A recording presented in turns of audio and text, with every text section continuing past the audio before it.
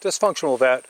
What I have here is I have a truckload, pickup truck load bed, about 5 foot by 6 foot truck bed, all the way level with the top for the most part, of chips. And these are from a local lumber yard. These are hardwood chips.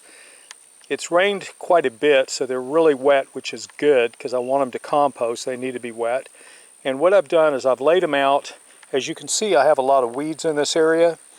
And by burying this right over here, I'm going to be able to keep these weeds from growing. And I'm going to come back and I'm going to plant some stuff in containers, as it were, inside this. So I'll have the rottable containers with soil inside of it, with the plants in it, and then embedded into this. And we're going to see how the plants do. I'll keep you posted as things go. Appreciate your subscription if you've subscribed. Appreciate your patronage for watching my videos. Dysfunctional Vet, out.